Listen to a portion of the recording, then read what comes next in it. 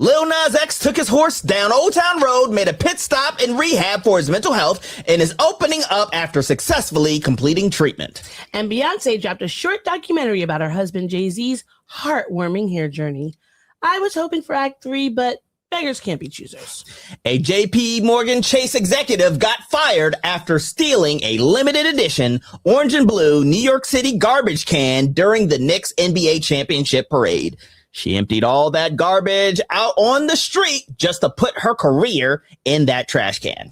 And finally, we honor the life and legacy of Grammy-nominated music producer Tay Keith, who has sadly passed away. All that and more on today's episode of the Black and Snerdy podcast.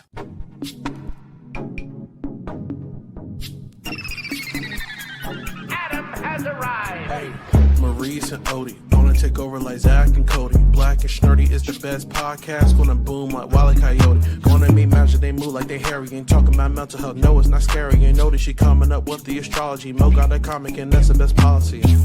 Maurice the GOAT, talking about animation cause you know. Odie, she moving wavy like the boat. Watching some movies and she's taking notes. Yeah, kick back, listen. Black and Snerdy have risen. Upload on a mission. 5 stars, never dissing. Black and Snerdy, ooh. Black and Snerdy, yeah. Black and Snerdy.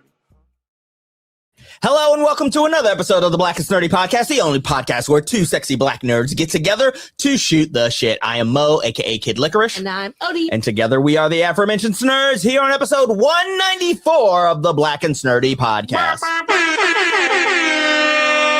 How are you doing? Exhausted. Yeah. I'm tired. Today was a very long day. I am also apparently in a threads war with Colombia. Yeah, you are. Because I called out a wee bit of blackface at just a smidge. Just a smidge of blackface. At La Mundial. Yesterday that happened during the World Cup against when Colombia was going against Congo. There was a man dressed up as a palenque, which if you've ever seen the palenques, they are across Latin America. They are generally Afro-Latinos, women who wear these beautiful dresses. They dance around. They're like very colorful, all of that. That was what he dressed as. If you've ever seen Chiquita Banana, Carmen Miranda, think of that, right? Except for he decided he wanted to wear black cloth across his face and his body. And I said, that's odd. And some folks have taken issue. So, yeah. And a little of it spilled over to the Black and Snerdy podcast clips, to which was given a response. Take that up with Odie on her post. I mean, it really takes some dedication to research, to go dig deep enough to go and like find my post and go to my other page, go to this other post. Because it's not like he commented on my actual page. That would have been like, oh, sure. You're commenting on something on the podcast page. I mean, listen, I want the engagement for sure. Get our views up. Sure. You know? And I could tell that the person was clearly a troll because they were a white guy from New Jersey who was in the military. I will not say what his name was or his handle or whatever like that. I will just say, Miss me with that bullshit. that's all I'll say. Well, he was Latinx, but he was acting pretty white. Yeah, very, very shenanigan-y. Very shenanigan-y. You know what I mean? Deep into the I'm right, you're wrong. Yeah. So, if ever Odie comments on something and you have issue with it, take it up with Odie. She's a strong black woman who will defend her stances, period, point blank. Yeah, it's true. Don't bring that shit here. Because we will shut that shit down and redirect it back to Odie. Because that's just what it is. Okay? How are you doing? Not great at all. Just a little bit of backstory. This is the second recording that we're doing. It is. We this had some day or night. Yeah. There was a audio issue that I take responsibility for. It was fun. But ultimately, the footage was cool. Been a great conversation. Great, amazing We have conversation. a special guest that will come with talk back with us later. In a We later will date. have them on at a later date, but you know what? It's fine. It lives ephemerally with us. Yes, in Y'all don't get to see it ever. Maybe at one time if we get a Patreon or something. Yeah, maybe we'll throw it on a Patreon and say, hey, like, pay us $5 to see this unreleased footage. But for now, we're here. It's clear. You can hear us crystal clear. And we're moving very on. Queer. Yes, we are very queer.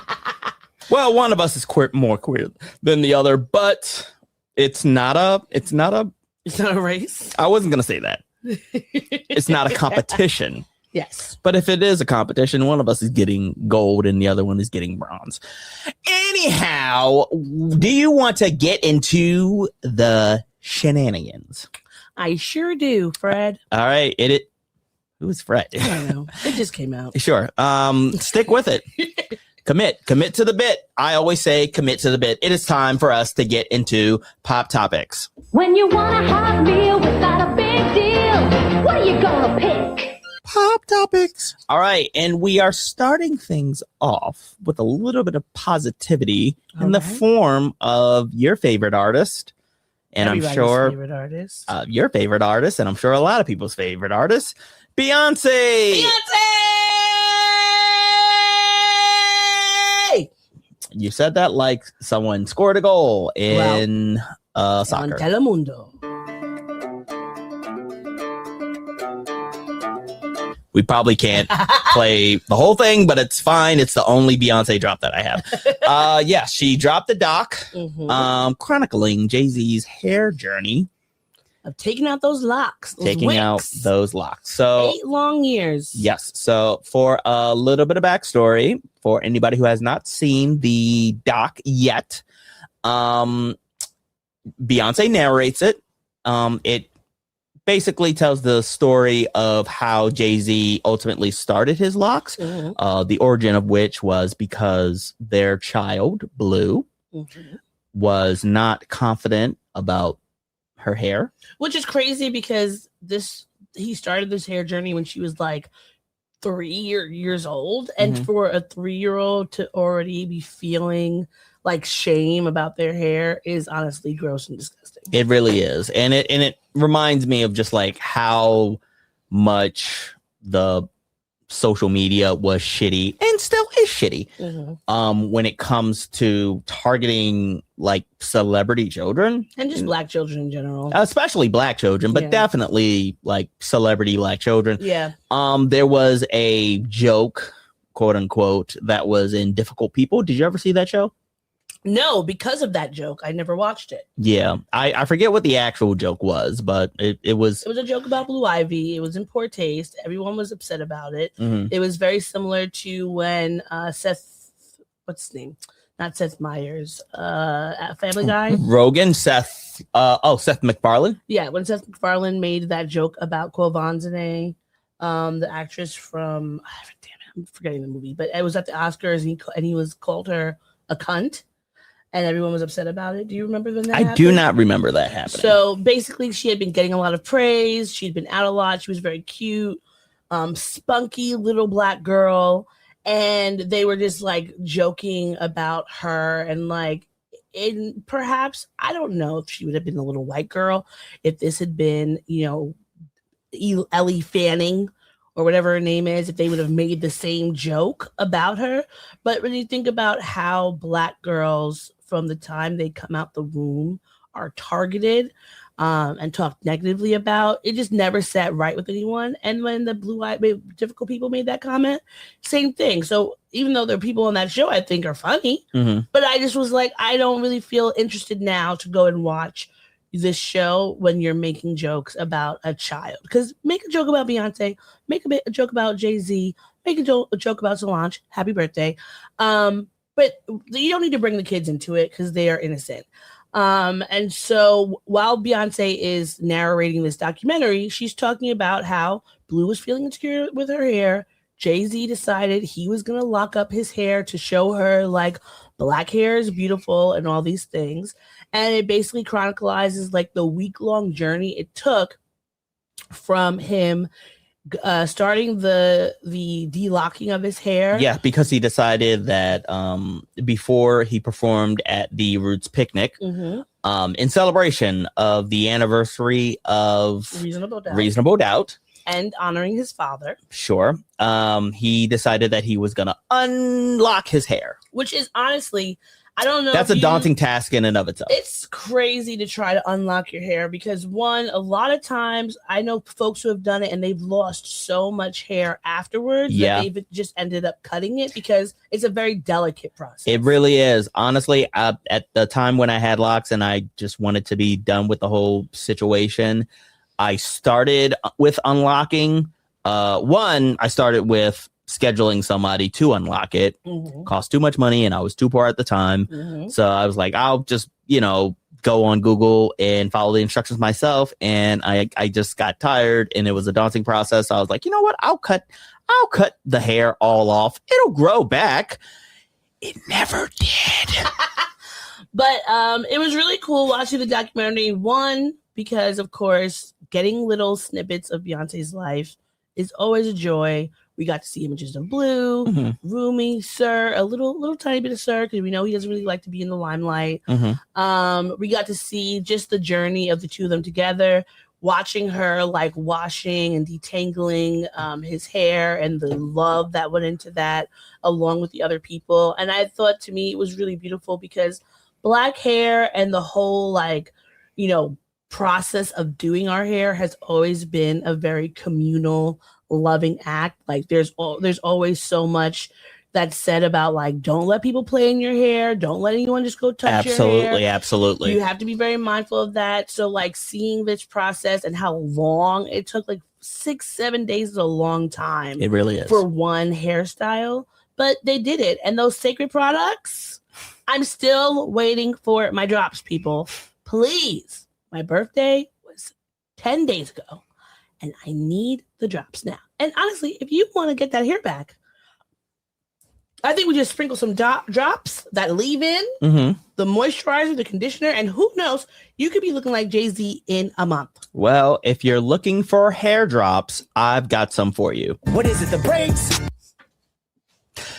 Final thoughts on this documentary? I thought it was really beautiful. I loved even though obviously it's an ad for Sacred, of course, but I thought it was very effective. It was great getting to see like it in use. I loved seeing all the products, the hair tools that they had, revolutionary. And it just made me really want Sacred because I have not purchased it for myself because it's too expensive. But I'm also just looking for more Beyonce content. I'm looking for the next album, Act 3. And I know that it's going to be amazing. What about you? For me, I would say that the doc was very well done. I love the execution. I love the story, and I loved everybody in it. Jay's one of the greatest rappers, greatest music artists of all time. And he's one of my favorite rappers of all time. God MC. It just makes me a little bit jealous that for somebody who spent the majority of his career just having a Caesar cut and short hair, to see that he was able to grow all of that hair and then to be able to detangle it and, have it out and it remain. Yeah, I'm salty as shit, but good on him. Awesome doc, awesome execution. And as a special message for all of the Beyonce fans who are waiting for Act 3, I guarantee you, I'll put a Kelsey bet on it that this is a waiting for Godot situation. There's no Act 3 that's going to happen. Beyonce's not putting out any new music. It's not happening. She has literally all the money in the world. She has no reason to submit any more music to the Grammys just so that she will lose Best Album to whatever listless bullshit Taylor Swift decides to shit out. That's all I have for. I have one quick question for you. Yes. Do you think that they burned Jay-Z's hair, like the comb out part? Do you think they burned it, or do you think they buried it, or do you think they just dumped it into the sea? I don't know what they did, but I can guarantee you, at the very bare minimum, they brushed it off the shoulder. Thank you. Get that hair off your shoulder. You gotta get that hair off your shoulder. Oh. Moving on to the JP Morgan Chase executive who stole a limited edition garbage can in celebration of the Knicks winning the NBA championships 2026. This story is fucking crazy, and I love it. So we have a little short clip of her name is Angie Baez, who was a former Chase executive after the Knicks parade.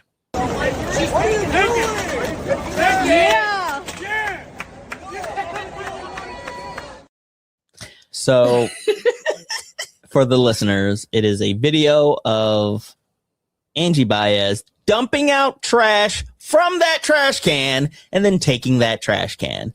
I think the best part is the people behind her like, what are you doing? Because they were just like, this is the most ridiculous thing I've ever seen. First and foremost, I've seen so many more ridiculous things in New York that this wouldn't even, if 10 is the most ridiculous and 1 is the least, this wouldn't register as this would at best be a 6. I don't know. I might think it's like a 4. If I walked past this on the sidewalk, I would look and then go back to my phone as I copy and paste AI messages into applications. Apparently, like, as I was doing some research, because it was like kept floating around that she got fired. Sure. So allegedly she worked at Chase. Reporters have reached out to the company. Well, she did work at Chase. That part's not alleged. No, she did work at Chase. Yes. But reporters have reached out to Chase. One spokesperson said that this employee no longer works for the company, which means she did work there. Yes. And they confirmed that, of course, she had worked there, but they did not give a reason as to why she is no longer working there. Didn't say if she was let go, if she left, if she was laid off, or anything like that. But that's just like JP Morgan Chase. You're missing out. I looked at the sort of median, and they make like an executive would make 6 figures hands down, but we're talking about between $300,000 to $700,000 a year as a salary. Because it says that she was, if she was an actual executive director, if that is true, it's about $250,000 to $350,000. Oh, I looked at total something else. annual compensation, plus bonus, plus equity. Yes. Okay. Maybe that was what the figure. So if you're thinking like was. The average New Yorker is, if they're making 70,000, that's a huge if. I honestly would say if they're making like 50,000. Yeah, I would say 50,000. She was making much more times than the average person. And the crazy part is that the New York City is selling these trash cans now. If you would have just waited, right? And like, you're doing this in full view of everyone. At the very least, wait till you get to a back road, alley or something, dump out the trash, take the can with you, right?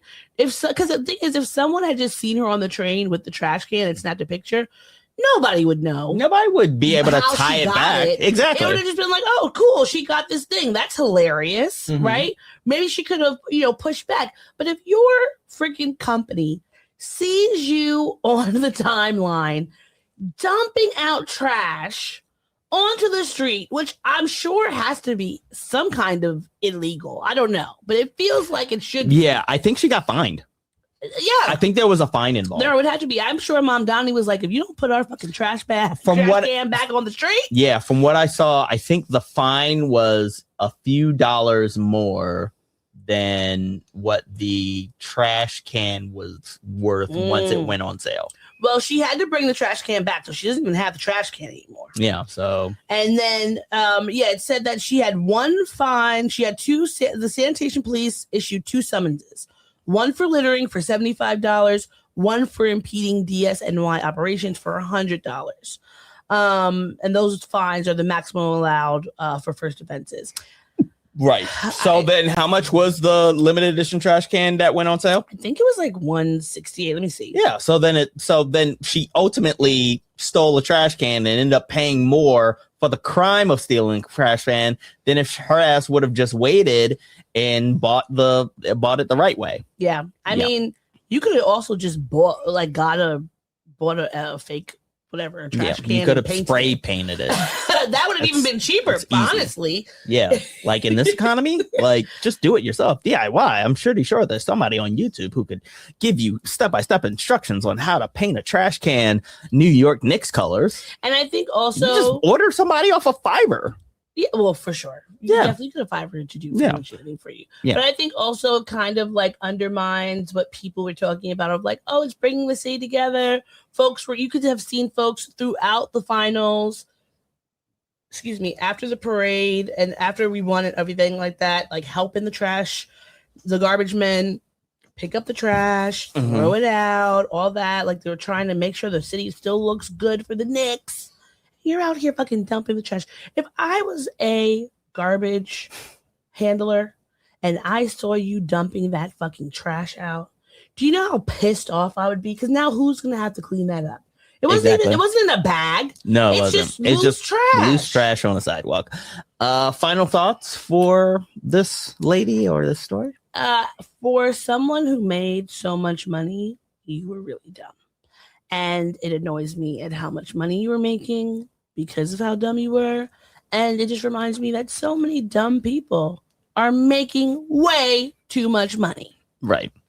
And for me, I would just say that if you are going to commit the crime of stealing limited edition New York stuff, all I would say is instead of doing it in broad daylight or surrounded by people who have cameras, all you have to do is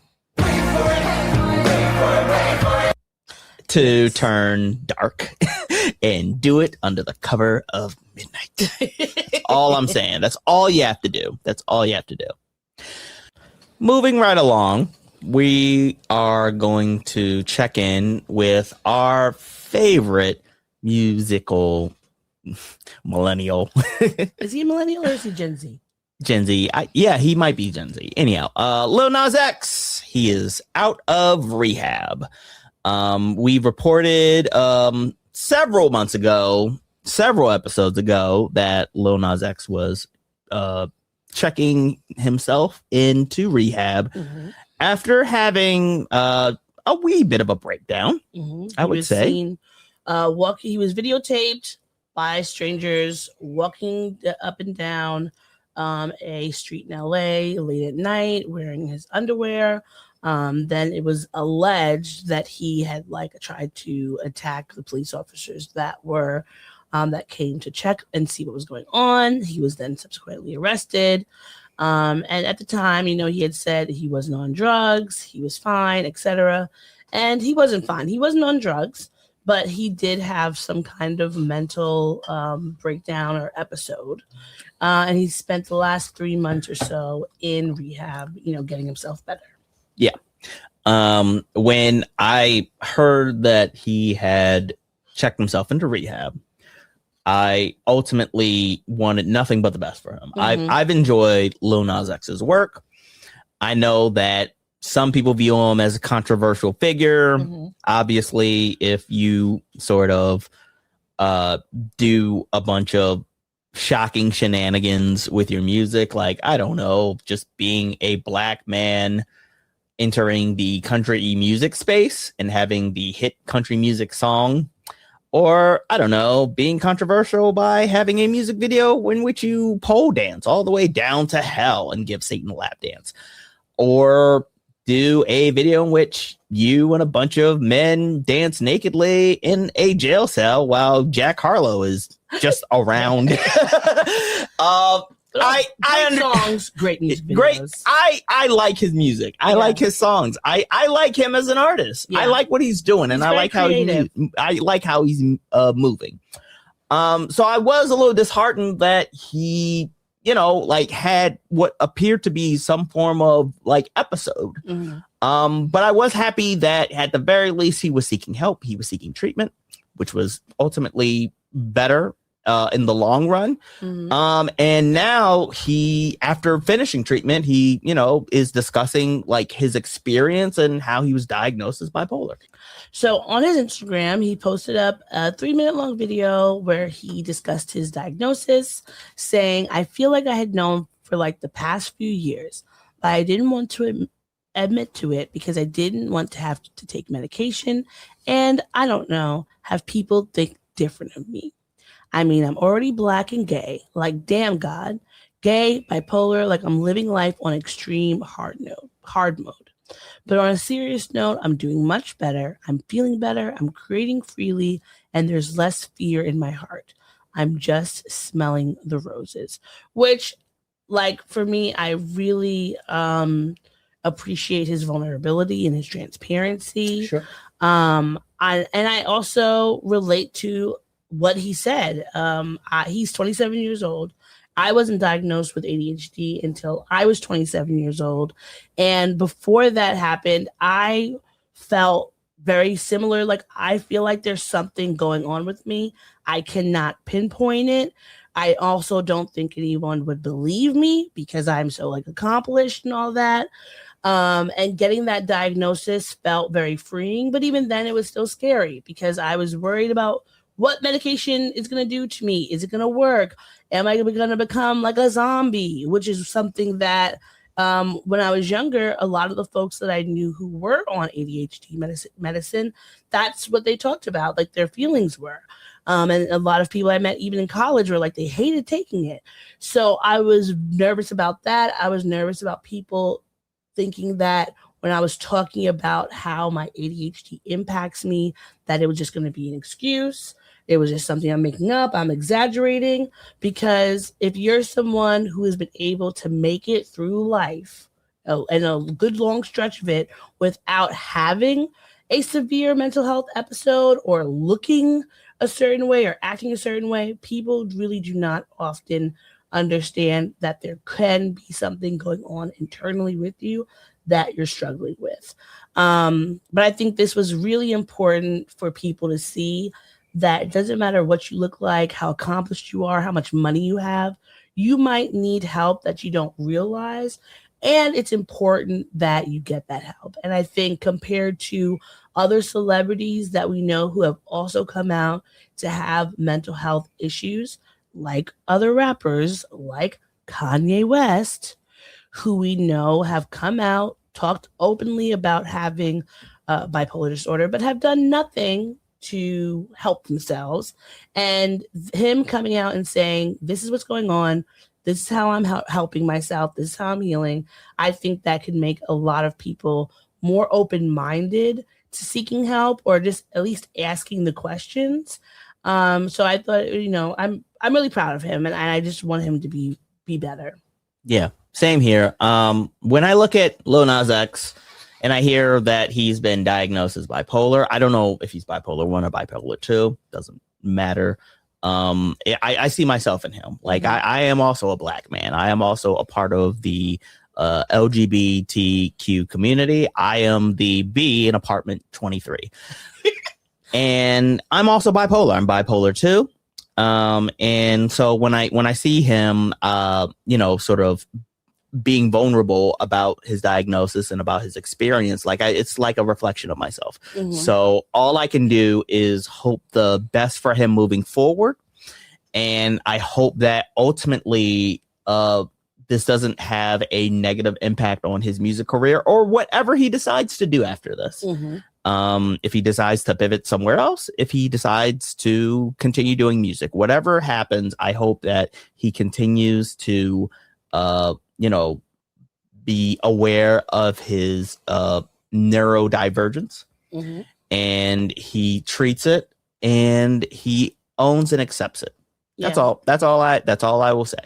And my biggest hope is that more people just open up to their own vulnerabilities and get help, and that this could be, a gateway for other young Black boys, gay, straight, or otherwise, to go and get help, for Black people to go and get help and not feel the stigma that surrounds it. Absolutely, because we here at the Black and Sturdy podcast have always said that we are not mental health experts. We are mental health advocates, and we advocate for everybody to be aware, seek help, and be mindful of your mental health. Go talk to the lady. Go talk to the lady.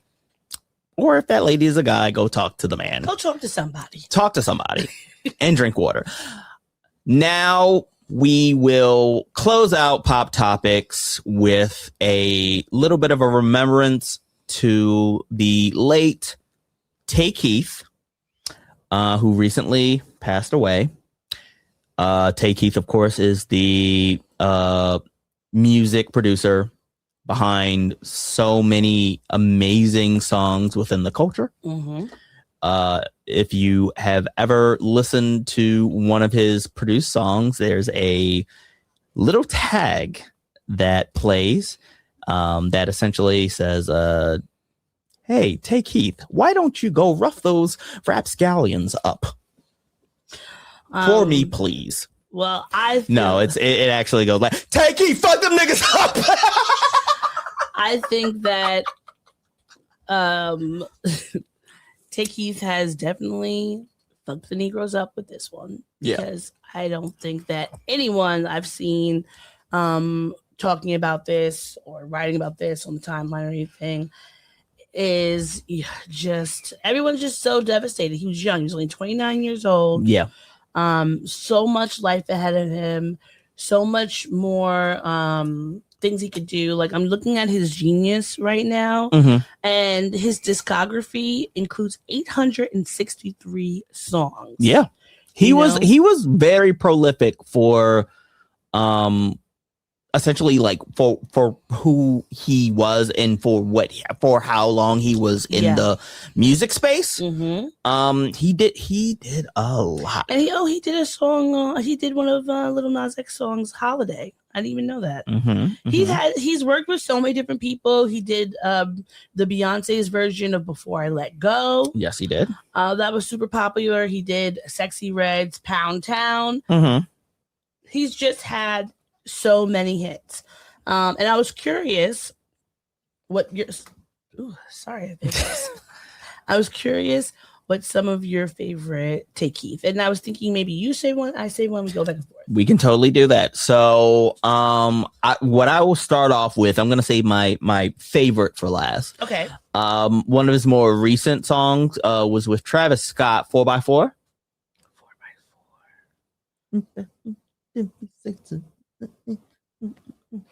You're gonna have to sing. I played that so many times, Odie. I'm sure you've definitely played it, but how you're singing it, I did not understand. I do not know that song.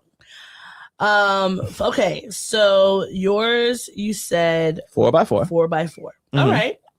All right. I'll also leave my favorite to the end. One of the songs that I really like from his is "Sicko Mode" by Travis Scott. I see. Yeah. And I think that famous. I feel like we already know what her favorite's going to be at the end because she already mentioned it before. But continue. Travis Scott is historically not an artist that I love. You know, generally I hear a song that I didn't even know was his, and I'm like, oh yeah, that was cool. But I really love "Sicko Mode." I thought the beat was great.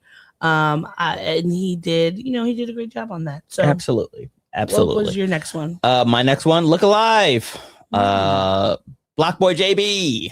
Can you? I wanna be dropped, look alive, look alive. Yeah, like and I listen. I know that we on this podcast have historically been Kendrick Lamar fans, but we can objectively admit that like there are some Drake songs in the past that are good. We've never said that one was one of them. We have never said that Drake didn't have hits. Exactly. He does have hits. We just wish that he would bring those hits back. Exactly. And that was, and now I would say that was definitely one of them. I love that song. I played it like all year when it dropped.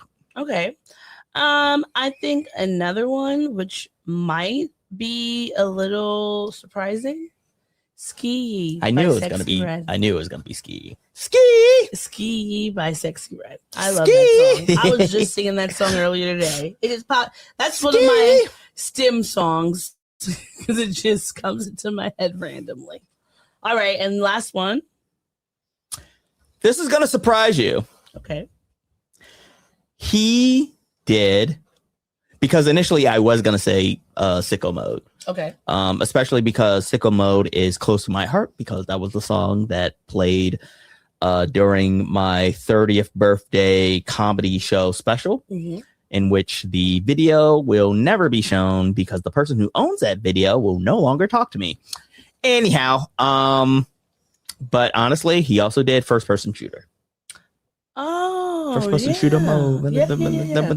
Yeah. So, and honestly, like, if for nothing else, then that was the song that sparked the whole war that was like 2 years ago. And honestly, probably wouldn't have had that if it wasn't for that. So I love First Person Shooter. All right. My favorite is Nonstop by Drake. That song, it came out on my birthday in 2018. The album came out on my birthday, and I was listening to it nonstop. It's still probably one of my favorite Drake songs. So he did his big one with that one. Absolutely. Absolutely. But I think that our hearts go out to his family, his friends, everyone that loves him. I read an article that said allegedly his girlfriend had called the police to get a wellness check on him. And that is how, because she was supposed to come over, he wasn't answering the phone. And that's how she found out. And the world then found out that he had passed away. And I just think it's just so horrible when someone so young and so talented passes away, because you know that they had so much more going for them. When he graduated, that was the picture that I had posted up of him. He did an interview and he talked about, like, you know, at 50 he planned to retire, he wanted to become a professor, you know, so you know that he had set his sights on things outside of rap, as in being a producer. And who knows, like, what's his name, Lupe Fiasco is a professor at MIT right now. Exactly. You know, could you have imagined having a Tay Keith, you know, in that space? And I think those are the things that, you know, we lose. It's the future of the person that we end up mourning. Yes. So to Tay Keith, we celebrate your memory, we celebrate your life. The work that you put into the culture will always be remembered. And so RIP to you, Tay Keith. R.I.P. Yeah, R.I.P. Yeah, R.I.P. Yeah, R.I.P. And thus that closes Pop Topics. When you want a hot meal without a big deal, what are you gonna pick? Pop Topics. Now we are moving on to the next thing, which of course is, you know what it is, right? The things that made us No. mad. No, it is not. What is it? It's Odie's Anime Breakdown! That's right. It is Odie's Anime Breakdown. This is the surprise segment that is whipped out every now and then. For those of y'all listeners who do not know, I, Mo Kid Licorice, am an anime enthusiast, diehard anime fan, loved anime ever since I was a kid. Odie is not an anime fan. She is a newbie. She is a newcomer. And so what I will do is I will give her an anime that I know she has watched, and I will ask her to explain the anime from her perspective within 1 minute. I think that saying that you know that I've watched it is extremely limiting, and it's bordering on a lie. Okay, because I don't think that it's fair for something to just be playing absentmindedly in the room, and without notice, I'm supposed to remember key elements of the story versus telling me, watch this one, so that I can lock in and remember it for next time. But that's the fun of anime. When you watch anime, the stories are so unique that you literally have to go out of your way That is not true. to not pay attention to the story There's to like not get what's going on in the 5 story. different animes that are at a school. They're dealing with fucking demons. Sure. Kids have magical powers and shit. Mm-hmm. This is not a equitable breakdown, okay? Okay, well, I'm putting 1 minute on the clock, and I want you, Odie, to describe, in your own words, the story of Rooster Fighter.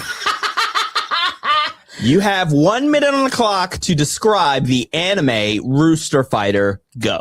Okay, so this story is about Mr. Clucker. That's not his real name, but I can't remember. That's the name the old man gave him. I can't remember his actual name, but he is a rooster that somehow gained magical powers after fighting this Kaji or demon. When the demon ate his sister, and so then all of a sudden this power was unlocked where his caca can blow them up. And so now he goes throughout, I'm assuming Japan, killing these demons that come out, and they're very weird looking demons, slightly Attack on Titan-ish. And then he also goes around fucking chickens.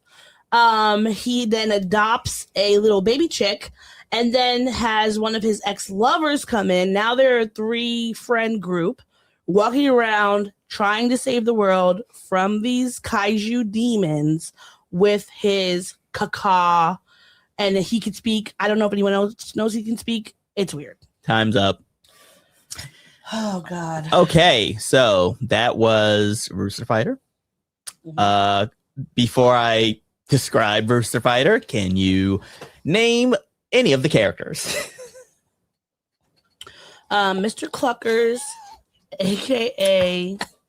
Keiji, and then the little chick, and then the girlfriend from the rich family that he had a one-night stand with, a consensual one-night stand. She fell in love and then came back to try to get her vengeance, like, what is that called? Kill Bill, because he left her. Sure. Rooster Fighter is an action comedy where humanity faces destruction from giant monster demons. The story follows a lone wandering rooster named Kaiji who travels across Japan using superhuman martial arts skills to defeat these monstrous threats and avenge his sister. Of course, you did mention Kaiji. Piyoko, or the Chicken Little, and Elizabeth, who is the black hen that he had sex with and had a one-night stand. Mm-hmm. I will give you this. This is on the side of anime that you retained as far as memory, which is especially impressive because it's been maybe like 1 week since we watched this, or at the very least, since I put it on before you walked into the room and watched to see if you would sit down and watch any of it. So there was a fucking talking rooster. Of course, he was fucking people and fucking chickens. He was killing these mutant demons who were yelling advertisements at people. It was pretty memorable. So what I would give you as far as a letter grade, I will give you a solid B. A B? Yes, I will give you a B for Beak. A B? For Rooster Fighter summary that from deserves Odie. An A plus. No, you don't get an A box. You didn't. I remember. You remembered one. You remembered one name. I remembered character development. Development. You didn't remember character development. Things. You remember the backstory. I had 1 minute. I got a backstory. I got a current story. I got what the little characters were. I deserve an A plus personally. Well, first off, you would get an A plus if you remembered all the characters' names, and I don't even remember them talking to that, saying that little. And chicken's also, name. every anime that has monsters in it, you refer to them as demons. So, like, what are they demons? Yes, they are. So I don't understand. They're fucking demons. They were demons. He was walking out on his fucking fingernail legs. Yes, a broken clock is right. I deserve an A. Twice a day. Listeners, I would like you to tell him to change the grade, go back into the grade book. I deserve an A. I really deserve an A+ for remembering this fucking anime. At best, I would give you a B+, but I'm not going higher than a B+. You're a hater. No, and that has been Odie's Anime Breakdown. An A+. You didn't even get you didn't name any of the other characters. Who cares about the other characters besides Kaiji, the fucking yelling, screaming, fighting rooster? I guarantee. What's the name of the show? Rooster Fighter. Who's the rooster? Kaiji, whatever his name is. That's who it is. I guarantee. So that's the most important one. I guarantee you wouldn't be saying that if somebody said, "Who cares about anybody other than Grey's and Grey's Anatomy? Who cares about that black doctor or that other black doctor?" No one gives. They're side characters. I'm gonna start my. Who gives a fuck about Don Cheadle, fake wannabe Isaiah Washington? I'm going to start my own version of a breakdown, and I'm going to grade you just as harshly as you grade me. Sure. And we're gonna see about that. What format or genre is it gonna be? I'm not gonna say it because then you're gonna try to look it up and watch it while I'm not here. Is it gonna be a fucking TikTok thing? Like, I don't know. Describe what's happening in this baby video. I don't know. There's so much content out there. I can do a breakdown every episode for the next 50 years, and I'm gonna grade you super harshly on each and every one of them. All right. So with that being said, now that we've taken that nice little fun detour, it is time for us to talk about the things that are pissing us off, that are annoying us, that are upsetting us, that are getting under our skin, that have gotten our goat. It is time for what's making us big mad. Bringing it. What? We gripe it. We're not griping anywhere else. We gripe it. This safe space for us to share. We gripe it. We ain't griping anywhere else. We gripe it. What's making you mad, Odie? Well, let me pull it up real quick. So, as I mentioned at the top of the show, I'm in a threads war with Colombia. Okay, and this is why.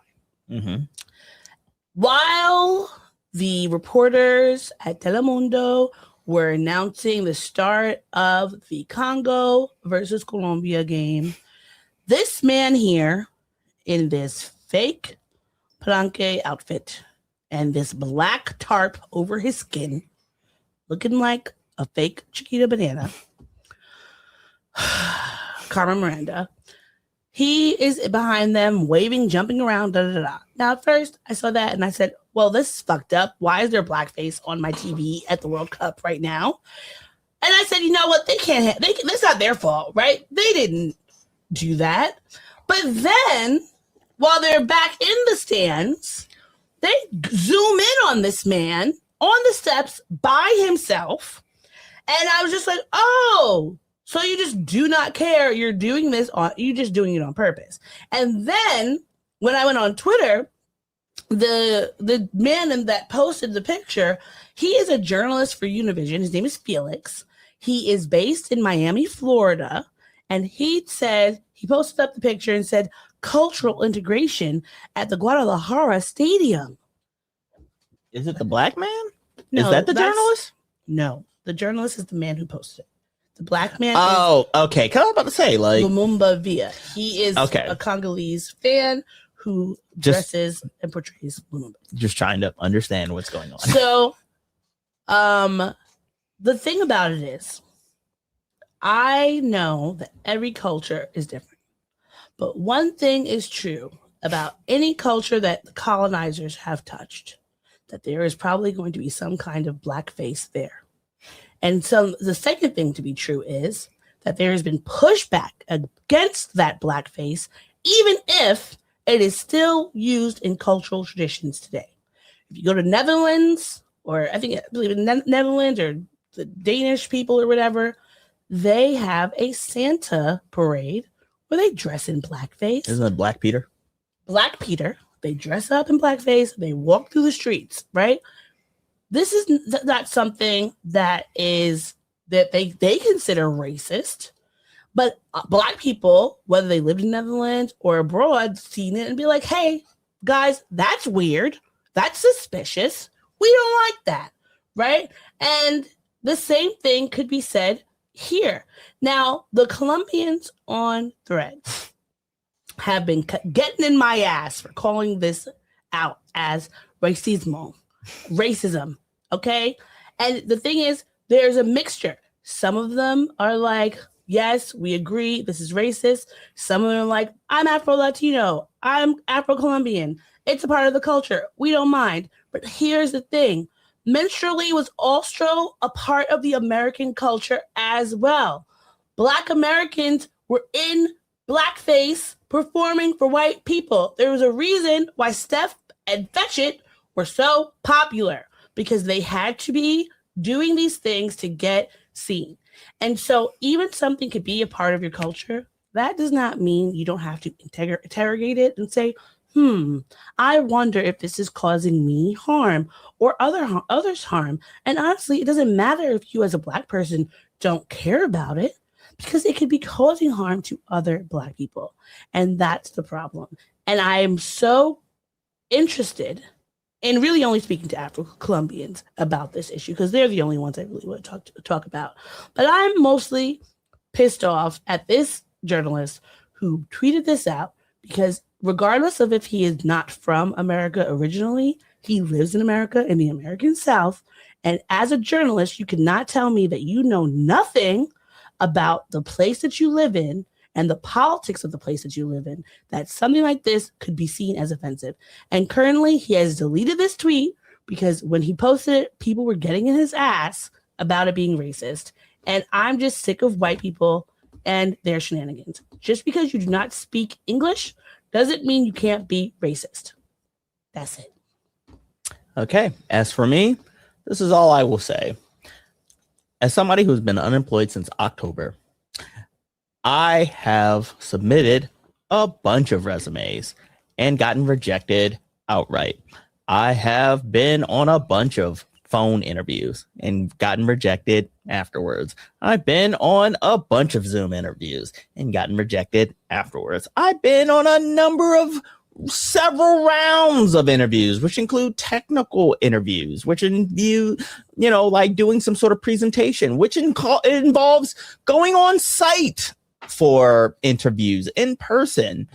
And I've gotten rejected. And you know what? All I can do is chalk that up to, I did my best. But I guess my best wasn't good enough. And honestly, that's fine with me. What I do not like, and what I will say, is that for any company that I have applied to, done research for, interviewed with, and then no matter whatever the round was, whether it be the first round, after the Zoom, after the phone call, after the on-site, you reject me? Okay. But if I see your fucking ads on my social media, if I see even one of them promoting your fucking SaaS or your stupid fucking products on your site or your stupid fucking logo when I'm going through my stories, get that shit out of my algorithm right now. I don't want to see any of your fucking shit. You don't get to fucking reject me and then proliferate my social media with your stupid ass products and your dumb ass company. I don't want it anywhere near me. Miss me with that bullshit and go eat the biggest, fattest piece of my ass. And that's it. And that's everything that's making us big mad. All right. Bring it. What? We are now, as always, going to end things off with the things that are making us happy. I'm the baby merchant. Tots are us. I give you all the service and no damn fuss. Give the baby merchant just a week or two. I'll have your baby for you. what's making you happy this week? Honestly, very little. But of those finite things that are making me happy, 1, doing this podcast with you. 2, reconnecting with old friends. As I mentioned before, one of the guests that was on the episode that is not going to be released on Friday that we recorded earlier today is a dear friend of mine. And in addition to that, somebody that we hopefully will have on the show in the future is also a dear friend of mine. Just having this opportunity to reach out to those who know me from the past and reconnecting and rekindling the friendships that we have has filled me with a sense of joy and optimism. Of course, doing this podcast with you is also one of the brightest spots in an otherwise dreary world. And then finally, the last thing that I will say is that Genndy Tartakovsky has announced that he is doing a Conan the Barbarian animated series, which is gonna be fucking dope because he just finished Primal, which was Primal. amazing in and of itself. I can't wait to see what he does with Conan the Barbarian. What is making you happy? All right. Well, of course, doing this podcast with you. Of course. I am very appreciative of all the hard work you put into the podcast. You've been scouring the internet to find people for us to speak to. You have really leaned in to having guests, which I know was something that you were kind of unsure about at the beginning, but you've leaned into it. You are going full steam ahead, and you're making sure that we are a better podcast today than we were yesterday, right? And you just put a lot of work into the podcast, and I appreciate you for that. Other than that, it's the last week of school. I'm very happy about that. And because it's the end of the school year, we've also had prom and graduation. And I will just say, as frustrating as these kids can be, I am so immensely proud of all of them. Watching them graduate, seeing them at prom, I was just so overwhelmed with emotion.